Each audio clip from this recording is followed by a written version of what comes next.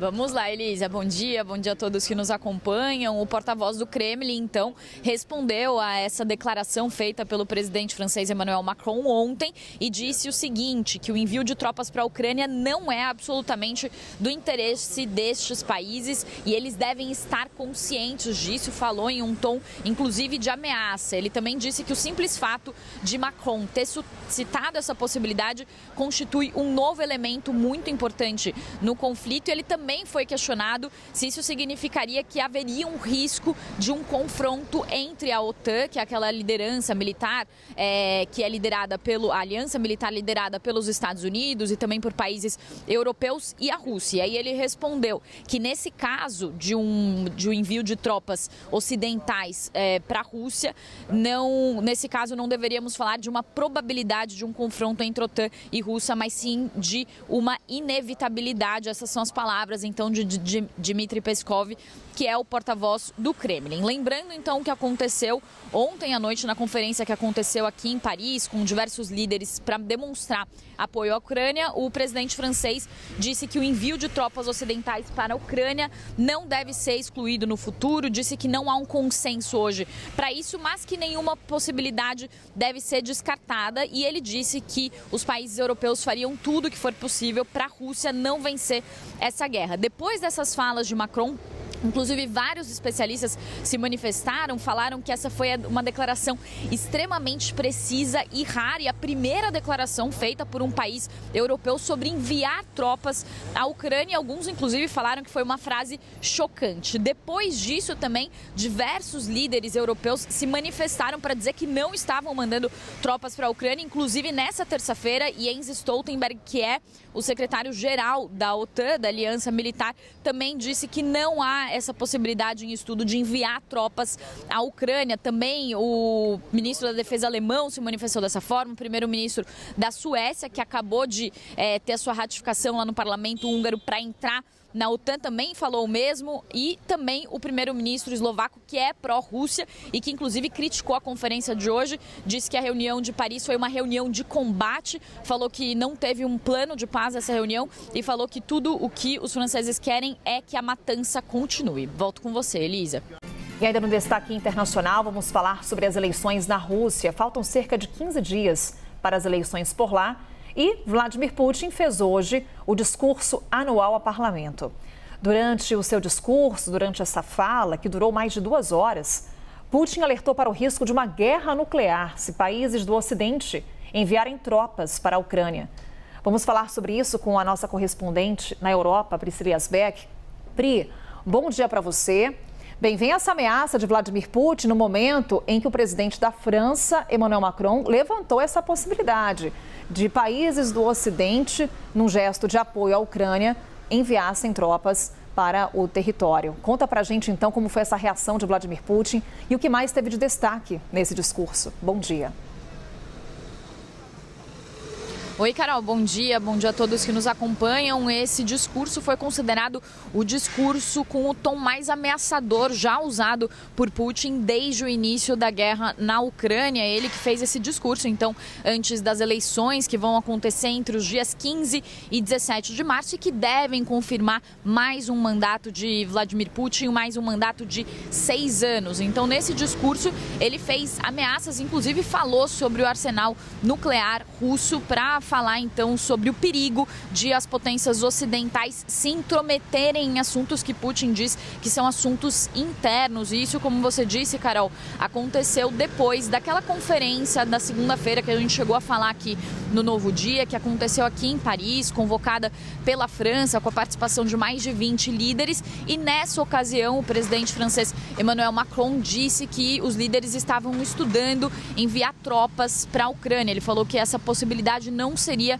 descartada num futuro próximo. Isso aconteceu depois que o primeiro-ministro da Eslováquia disse que alguns membros da OTAN, da Aliança Militar entre Estados Unidos e países europeus, estavam estudando fazer acordos bilaterais justamente para enviar tropas, para enviar combatentes à Ucrânia, algo que não tinha sido falado até o momento. Lembrando que a OTAN e vários países da OTAN contribuem com a Ucrânia, com o envio de armamentos, também com o envio de recursos financeiros, mas não com o envio envio de tropas. E aí agora então veio esse discurso muito forte de Vladimir Putin, trazendo alguns dos destaques do que ele disse. Ele falou que os líderes ocidentais não compreendem quão perigosa pode ser a intromissão deles no que diz respeito a assuntos internos da própria Rússia. Ele também falou que as nações ocidentais devem perceber que temos armas que podem atingir alvos no seu território. Tudo isso realmente ameaça um conflito com o uso de armas nucleares e a destruição da civilização. Será que eles não percebem isso? Então essas foram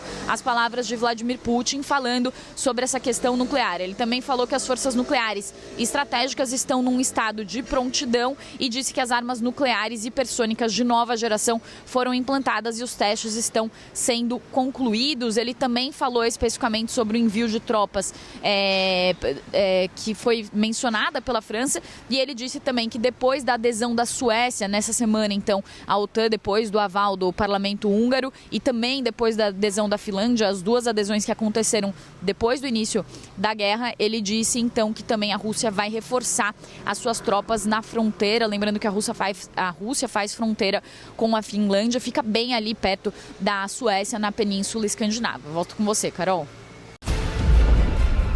Uma bomba nuclear de 10 quilotoneladas detona no meio de Nova York, um dos lugares mais movimentados do planeta.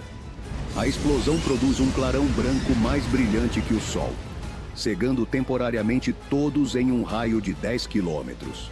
Ou seja, até Nova Jersey. A onda de calor sufocante e a gigantesca bola de fogo com a temperatura do Sol reduzem a pó tudo e todos em um raio de 30 metros ou menos. Tudo o que resta no chão são silhuetas sem vida, fotografias nucleares do que até segundos atrás eram humanos. Chocante. Mas esse cenário terrível é apenas o começo. Hoje, analisaremos a simulação mais realista no caso de uma guerra nuclear que ocorra hoje. Que país atacaria primeiro? Quantas milhões de pessoas morreriam? E que tipo de sociedade restaria depois disso? Primeiro, vamos começar sabendo quais nações seriam capazes de reduzir o planeta às cinzas. Os Estados Unidos e a Rússia controlam os arsenais nucleares mais destrutivos. Ambos possuem milhares de ogivas nucleares que correspondem a 90% do arsenal nuclear total do mundo. O suficiente para causar destruição à escala global. Para além disso, a troca de ameaças entre ambos dura há décadas, com sanções e ultimatos que têm abalado o resto do mundo. Uma semana antes do ataque iminente, o pânico espalha-se pela incapacidade dos líderes mundiais em evitar a catástrofe. Então, o medo mais profundo da humanidade começa a se materializar com o primeiro lançamento de uma arma nuclear tática direcionada a um alvo militar russo. Além da perda instantânea de vidas e propriedades ao redor do ponto de impacto, o terror se espalha. É hora de se afastar o máximo possível de uma cidade grande e correr para o abrigo nuclear mais próximo. Se não puder fazer isso, tranque-se no cômodo mais isolado e protegido que puder encontrar, pois o pior está prestes a começar. Rússia, China e Belarus estão preparando um contra-ataque. Por sua vez, os aliados americanos da OTAN estão igualmente ansiosos para apertar seus botões vermelhos. Até que o inimaginável acontece. Ogivas nucleares caem sobre as principais cidades, instalações militares e infraestrutura básica. Em poucas horas, esses primeiros ataques ceifam milhões de vidas. As detonações desencadeiam uma série de eventos cataclísmicos, começando com uma poderosa onda de choque. Vejamos como essa onda o afetaria, dependendo da sua distância do epicentro. Sabemos o que acontece a 1 quilômetro da explosão. O calor extremo vaporiza tudo dentro do raio da explosão. Pense nisso como uma cremação instantânea a 300 mil graus Celsius ou mais. A 5 quilômetros de distância, a onda ainda é devastadora. Ela desmorona edifícios e causa incêndios incontroláveis. Se a explosão não o matar, ela o deixará gravemente ferido. O calor consome o solo e causa queimaduras de 3º grau. A sobrevivência se torna mais difícil à medida que o mundo desmorona ao seu redor. A 10 quilômetros do Marco Zero, a onda de choque ainda é poderosa. Os prédios são danificados pela força destrutiva da explosão. Aqui o risco imediato diminui, mas o impacto continua a ser letal.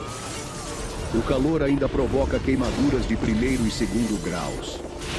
A 20 quilômetros de distância, a onda perdeu a maior parte da sua força, mas continua a ser perigosa. Os edifícios sofrem danos estruturais e o risco de lesões permanece latente. O calor, embora menos intenso, gera incêndios. A sobrevivência é mais provável, mas os desafios que você enfrenta estão longe de terminar. Voltemos à nossa linha do tempo. Apenas um dia após a troca nuclear, dezenas de milhões de pessoas morreram e o número de feridos é incalculável. Cidades inteiras desapareceram. Tudo o que você pode fazer é esperar em seu abrigo. Use um contador Geiger, se tiver um à mão, para monitorar os níveis de radiação. E permanece atento a qualquer transmissão de rádio de emergência. É importante ressaltar que a escala de destruição depende do tamanho das bombas. Para obter mais detalhes, assista ao nosso vídeo sobre o verdadeiro poder e perigo das armas nucleares. E inscreva-se em nosso canal. Uma semana após a explosão nuclear, o mundo está dominado pelo medo e pela perplexidade. Vastas áreas da Terra estão envoltas em precipitação radioativa e incêndios implacáveis. Essas consequências desencadearam efeitos secundários, como a escassez de alimentos, água potável e abrigo. Agora, as doenças anti-higiênicas surgem como assassinas silenciosas e o número de mortes continua a aumentar. A fuligem e as cinzas das explosões nucleares e dos incêndios subsequentes formam uma nuvem espessa que bloqueia a luz do sol. A queda de temperatura é drástica. O mundo está mergulhado em um inverno nuclear. Alimentos e água potável estão se tornando cada vez mais escassos. Em sua busca desesperada por abrigo e sustento, as comunidades estão se agrupando. Você precisa racionar os alimentos e monitorar os níveis de radiação. 30 dias depois, a paisagem ainda é desoladora e radioativa. Os ladrões vasculham as cidades em ruínas em busca de suprimentos e recursos. Seguem-se novos conflitos sobre o acesso à água, alimentos e abrigo. O número de mortos continua a aumentar de forma constante e ultrapassa 1 bilhão. O planeta entra num estado de congelamento profundo. Os sobreviventes enfrentam uma batalha sem tréguas contra o frio extremo e a falta de mantimentos. À medida que a lei e a ordem se confundem, você precisa formar parcerias comunitárias para fornecer apoio e garantir suprimentos. 12 meses depois, governos improvisados estão surgindo para proporcionar alguma aparência de estabilidade. Quantas pessoas morreram? Mais de 3 bilhões. A sociedade está tentando conciliar a realidade de um mundo desprovido de conveniências, conectividade e tecnologia. São exploradas fontes de energia renováveis para gerar eletricidade e calor. Pequenos grupos começam a trocar recursos e conhecimentos. Estão surgindo serviços de saúde incipientes, ao mesmo tempo em que se torna crucial oferecer às novas gerações um nível básico de educação. Nesse momento, é de vital importância ser um membro ativo de sua comunidade, ensinando os jovens, criando jardins verticais ou participando de qualquer projeto de reconstrução. No 5º ano, o mundo mudou para sempre. As comunidades sobreviventes cresceram em número e território. As redes comerciais abrangem áreas mais amplas e grupos isolados estão se reconectando. A cooperação científica, a fim de superar os desafios em um mundo pós-apocalíptico, reacende a esperança humana.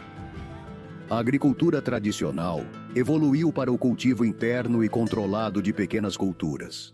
No entanto, o número de mortos está aumentando incessantemente. Mais de 4 bilhões de pessoas já morreram. E novos senhores da guerra começam a surgir.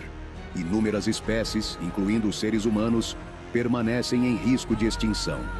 Embora a resiliência seja excepcional, o caminho para a reconstrução é longo e árduo. Oremos para que esse cenário continue sendo apenas ficção e que, quando chegar a hora, o mundo escolha a paz em vez da destruição.